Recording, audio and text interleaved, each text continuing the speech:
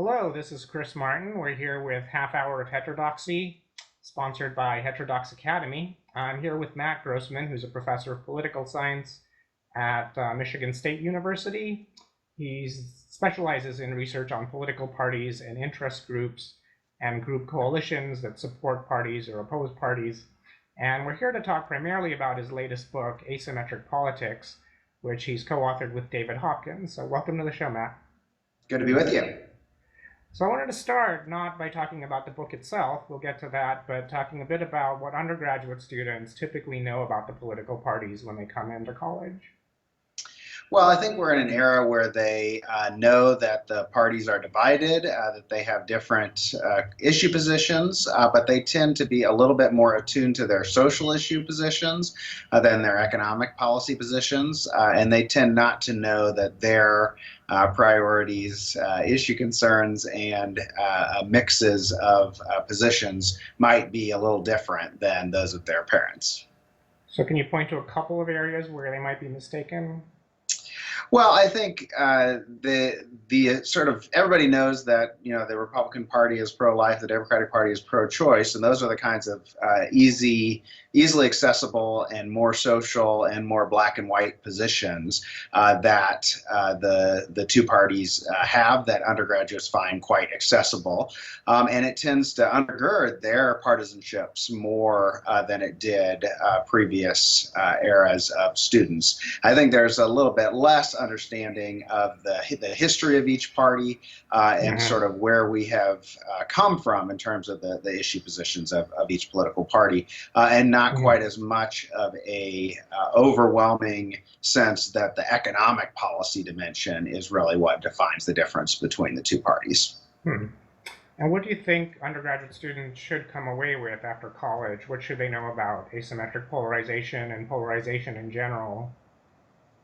Well, I certainly think it's important for people to understand that the parties in Congress are dividing ever more, that the left and right within each party are pulling the parties apart from one another, and that it wasn't always this way, that we used to, at the elite level, have a whole lot more cooperation, a whole lot more moderates, and that it seemed to make major policy making easier. So, for example, people may not know that most major new laws pass with 2/3 support and pass with majorities of both political parties. So what we're seeing now, where one party tries to make policy on its own when they're in power, is a relatively new phenomenon. And I think that's important that people know. But I think we may be over-learning a little bit on the public level. I wouldn't want students to come away thinking the public is divided into two clear factions. They disagree with each other on everything. And they're sort of driving the parties apart. I think it's worth separating what elites are doing in Congress and the ways that the public is changing. Okay. So in terms of that change, Norm Ornstein and Thomas Mann have traced that primarily to the Gingrich era.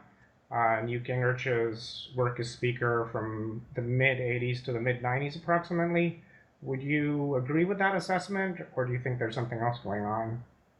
Well, it's certainly true that the Republican Party's move right in Congress coincides with Gingrich's election to Congress in 1978.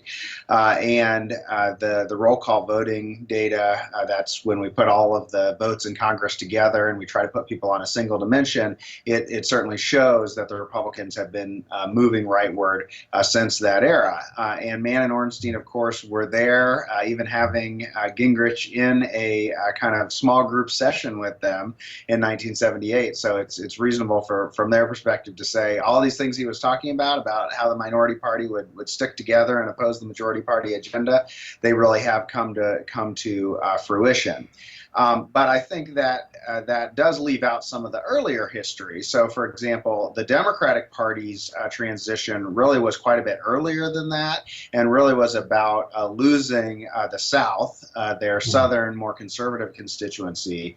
And really, most of the Democratic Party's overall move to the left by that same data really had occurred already by then. It really was from like the 1940s to the 1970s, and it really was about losing their conservative constituency in the South. Okay.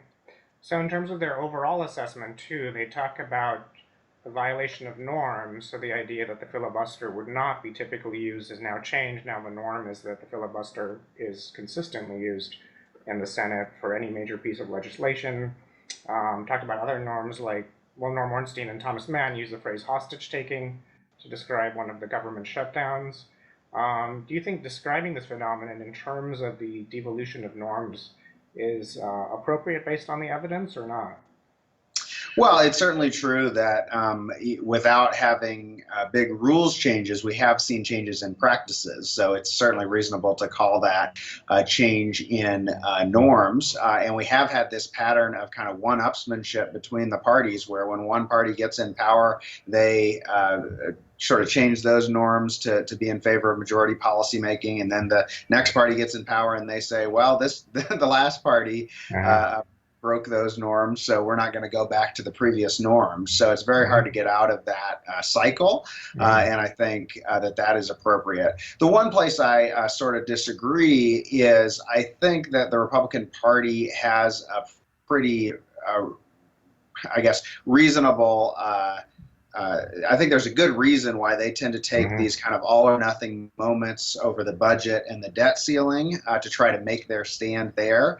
And that is that the normal course of policymaking tends to be in a liberal direction. So most major new laws tend to move policy to the left rather than to the right. And when Republicans are able to change the size and scope of government, it does seem to be in these one-off big budgetary changes, tax and budgetary changes. And so from their perspective, I think they only get a certain number of opportunities to really rein in the growth of government in size and scope. And so I think that that's the reason why you see a lot more moves on the right during things like the debt ceiling and government shutdowns, because they see that as their only opportunity to sort of stop the normal course of policymaking. Okay, that makes sense. So that brings me to your latest book with David Hopkins. There's been some prior scholarship, like the book I just mentioned, on asymmetric polarization. So talk about why you thought it was necessary to write this book.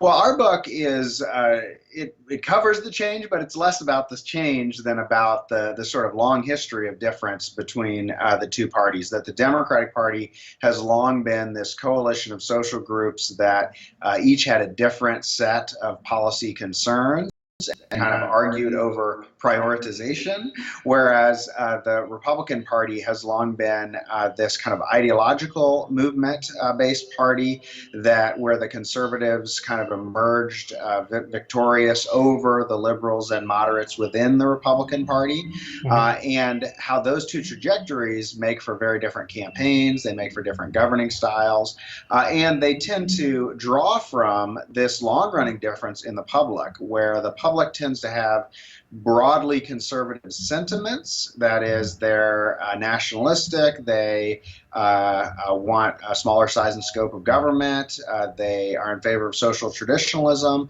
but that doesn't actually extend to their policy positions or their views of group competition between the parties. So the Republicans are sort of always in easier position talking broadly about values and about the overall direction of government, about left versus right, whereas the Democrats have tended to be better when they talk more specifically about policies and programs, and when they talk about political battles as battles between groups of citizens. So undergraduate students tend to lean Democratic. Do you think they tend to be aware that they're one of many interest groups? They tend to be in this for the social issues primarily, I think.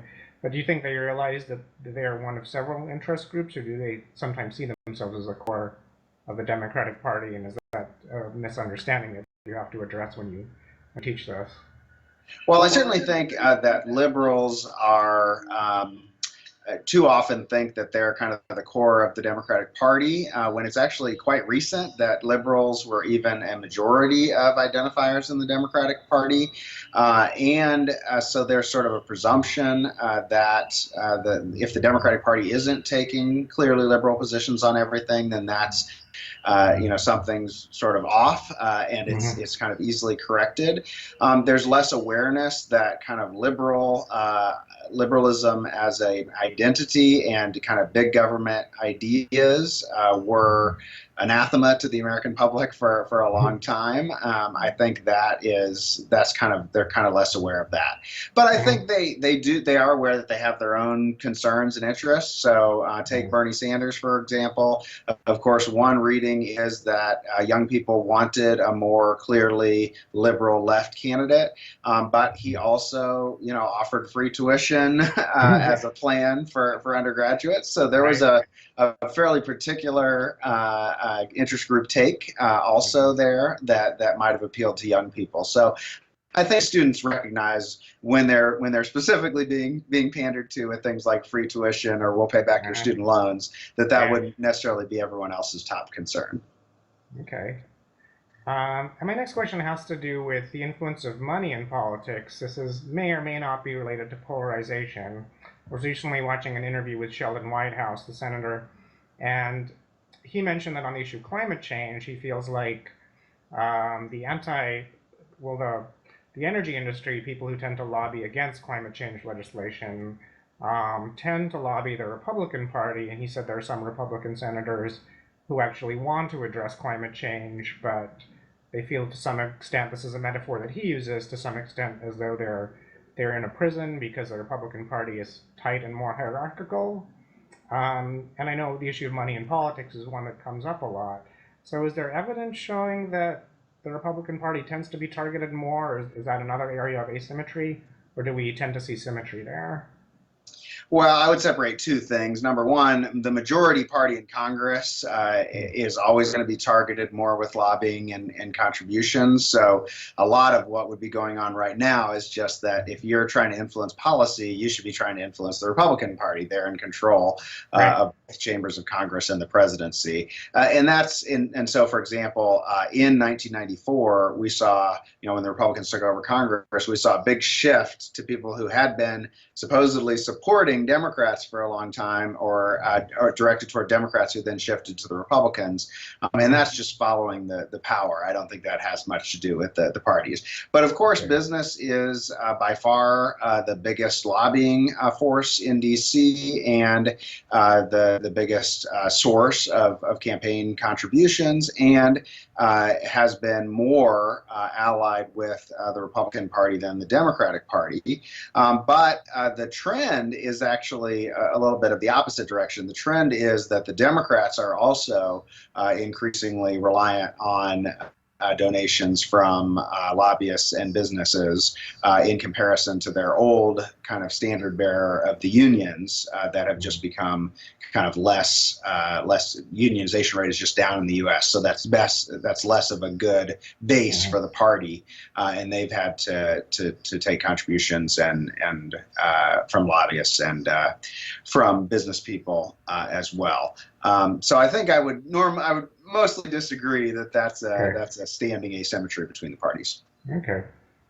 And another issue with asymmetry is sometimes when you're talking about asymmetry, people want you to portray the parties as symmetric and accuse you of bias if you say they're not. How do you deal with criticism of that sort? Well, I certainly think that it's reasonable for people to say, for particularly like the Man in Ornstein book that we were talking about before, there they have a message about an empirical message about asymmetric polarization. The Republicans are more responsible for it, but they, of course, overlay a pretty strong normative argument that that's a problem, that they're to blame for it, and so it's not a surprise that people would react to that saying, you're not being fair. But I don't think that's certainly not a good reason to portray the parties as quite similar when they are not. I don't think that we should always, assume that each party is acting out of similar motivations. But what we have tried to do is kind of explain each party from their own perspective and try to show people that that each party does kind of understand itself, but they sort of misunderstand the other political parties. So Democrats commonly portray the Republican Party, for example, as just a vehicle for the rich, for big business, and that they're just about kind of distributing benefits to their constituencies. And that's basically just the Democrats seeing the Republicans as the mirror image of themselves. And in similar terms, the Republicans tend to see the Democrats as a more ideological party than they are. That is, they see the Democrats as favoring big government for its own sake, favoring centralization for its own sake, and rather than just pursuing lots of different benefits for their constituencies, that trying to solve their constituencies' problems. So we think that we'd be better off if each party kind of let themselves be defined as they normally are, because they're usually pretty good at defining themselves, but pretty bad at understanding the opposition. Okay. I think some of the moral psychological research also shows that when it comes to politics, people aren't very good at understanding the opposition. I think that's an ongoing line of research in the social psychological arena.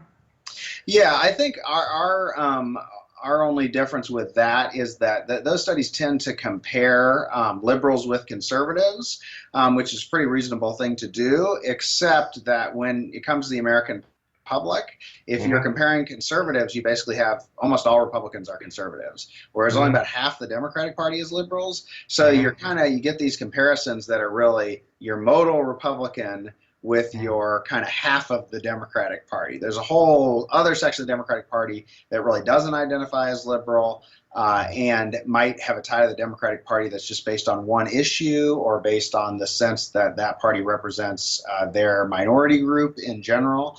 And so they're not necessarily going to follow those same practices that you would get if you're comparing liberals and conservatives. But certainly, certainly worth thinking about how the parties and ideological groups misunderstand one another. Okay. And last year was a very anomalous year in terms of the election, with Donald Trump being an atypical candidate. And there's been some debate about whether, in some ways, he does represent the core of the Republican Party, or whether he does not, and he's an anomaly. What's your take on that? Well, I certainly don't think it comes out of nowhere that we have a candidate with the views that Donald Trump has. You can sort of see precursors to Donald Trump's views and his public presentation in lots of previous Republican candidacies. And in the constituency that he supports, there's sort of a long run going back to all the way to the Birch Society, to the Christian Right, to the Tea Party, of course, more recently, that the Republicans have a constituency that's kind of less oriented around their broad economic ideology, has more social concerns, more racial concerns, and that Republican elites have always been a little bit afraid of, or having to deal with, having to try to figure out how to integrate them into the parties.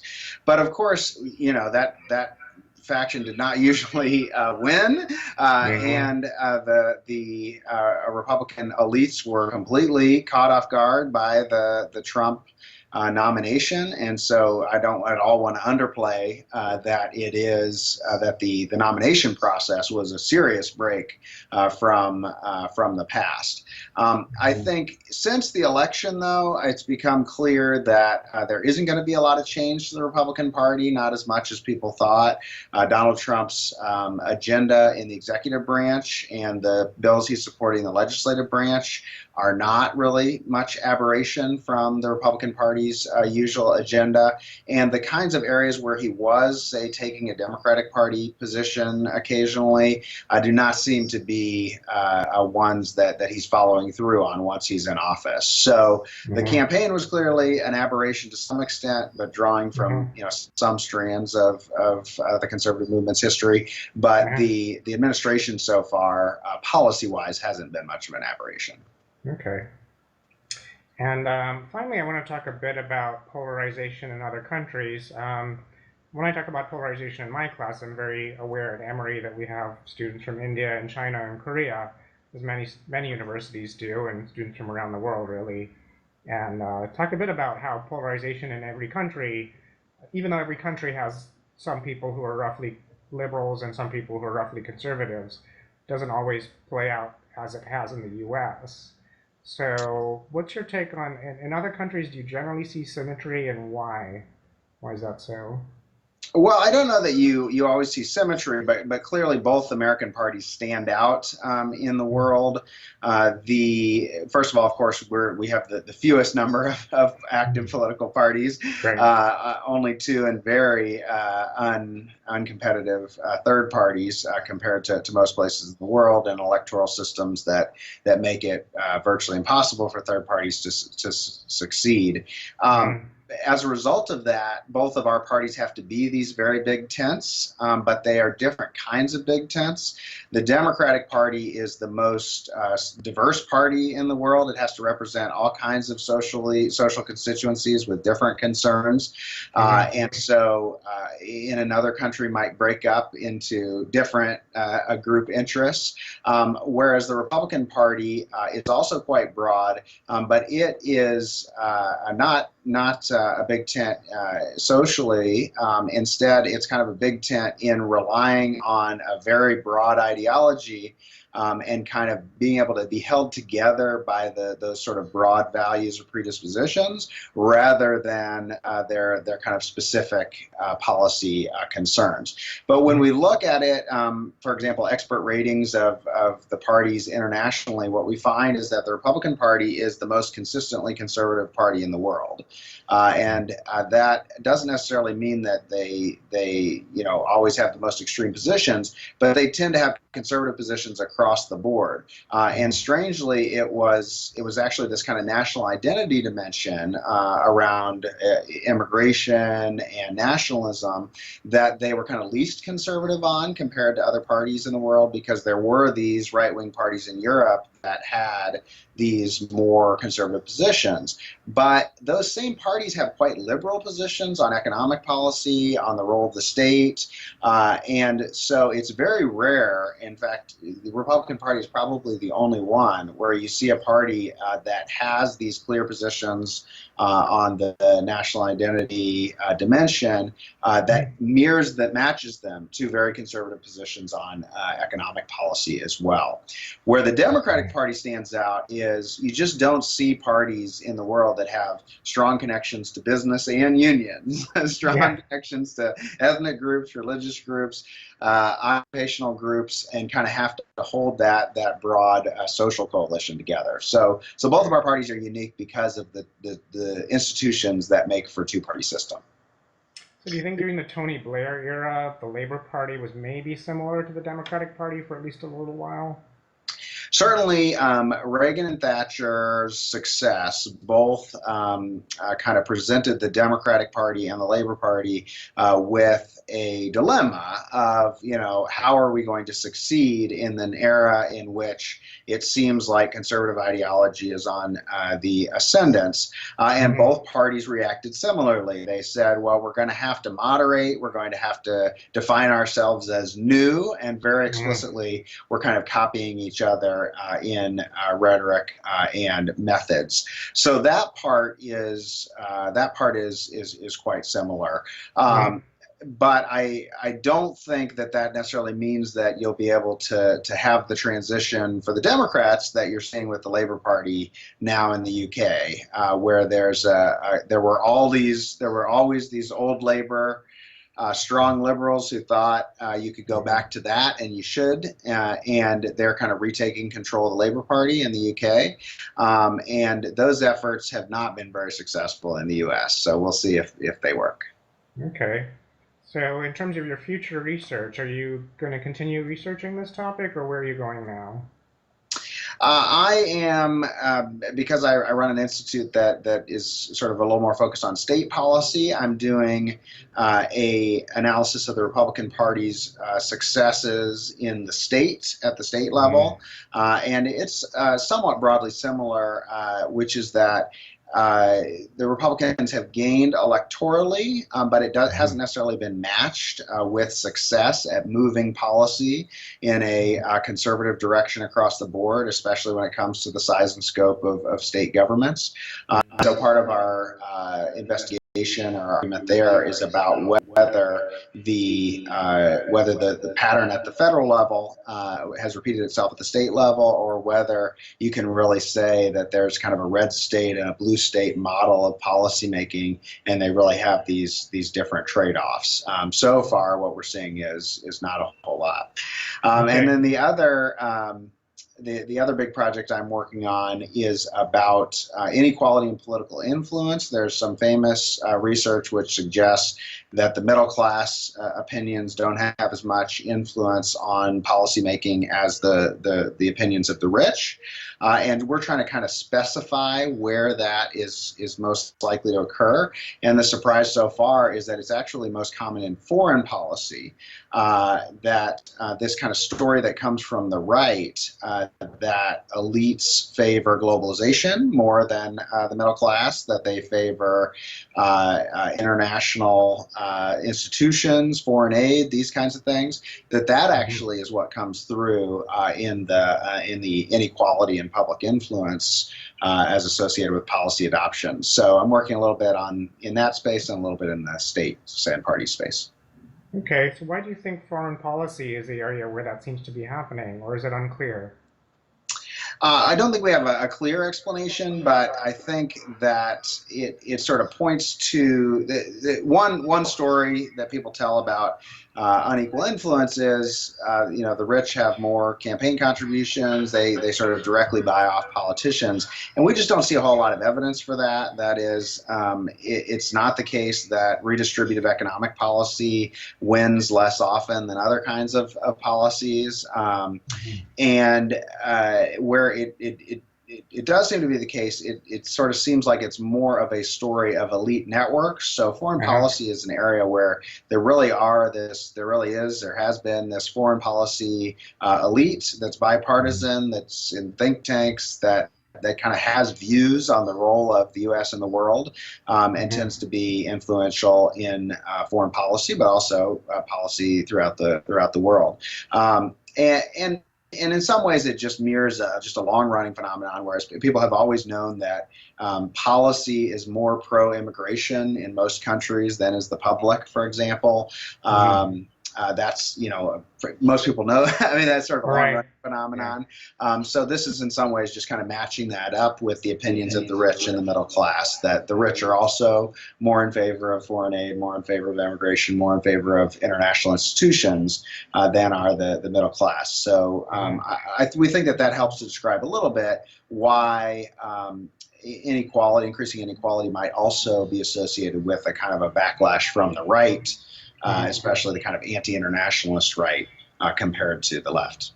Okay. So is this to some degree a response to the paper by, I think, Princeton economists who suggested that the U.S. is an oligarchy because of the influence of money? Yeah, now it was more of the newspaper accounts of their studies that called it an oligarchy, but yeah, we're using their same data to kind of go back and see which issue areas, which party preferences were really associated with that disproportionate influence. Okay. So do you have a book coming out maybe in the next 2 to 3 years on these issues, or are these more journal article type things? I think we'll start in the journal article space. We'll see if it gets to book. Okay. Well, I look forward to reading them. Absolutely. Well, thank you again for your time. Once again, I really appreciate it. This interview series is pretty new, and thank you. Well, great. Yeah, one. If I could just say one more thing, is that part of our book is about the interests of the Heterodox Academy, which is that the Republican Party has kind of established an alternative set of research institutions and an alternative sense of media institutions. And they've done that because the mainstream media and mainstream academic institutions have always been, but are increasingly populated by self-identified liberals and Democrats.